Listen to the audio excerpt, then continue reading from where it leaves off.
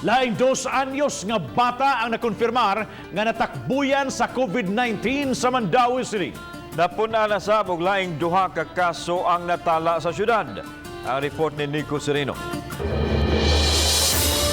Sa update gikan sa Mandaue City Hall, napun-an og laing duha ka kaso sa COVID-19 sa syudad. Si patient 18, inmate gikan sa City Jail nga na-schedule na sa releasing. Gikuhaan kini og swab sample ug naka-isolate na sa laing pasilidad. Samtang si patient 19, usa ka 2 anyos nga batang lalaki gikan sa Sitio Galion, Barangay Kabangkalan. Giingong na-expose ang pasyente sa usa ka paryente nga taga Barangay Luz. Gawas kang patient 19, may nahauna ng pasyente nga 2 anyos usab taga Barangay Ibabaw. Naka-home isolation ra ang bata. Uban ang iyang inahan og igsuon nga nagnegatibo sa testing.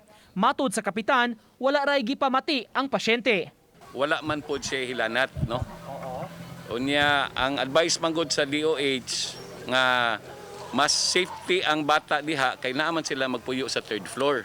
Moabot sa 18 ka mga tawo tanan sa balay nga gipuy-an ang naka-lockdown karon gumikan sa maong kaso. Mura man gud ni siya og kanang boarding house. Sila sa taas sa 3rd floor unya na ay duha ka diri sa usa sa 2nd floor, usa sa ground floor. Mo na ron sila diha ang nahabilin, mga 18 person sila tanan. Pero kung gi-consider na nato sila as PUM. Samtang nagmeeting ang mga opisyales sa Mandaue, lakip ang kapulisan, BJMP, taga-Regional Trial Court ug uban pa.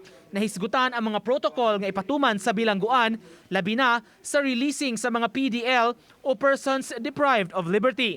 Nasabutan nga kung makagawas na, i-isolate gihapon sila sa building nga iya sa syudad aron adto i-quarantine ug kuhaan og swab sample. Kung makumpleto ang 14-day period ug magnegatibo, diha pa sila tugutan ang bag-ong laya nga makauli sa iyang pamilya ug komunidad. Maghimo tag executive order nga pinirmahan ni Mayor Jonas nga dili gyud ni sila makadritso og uli.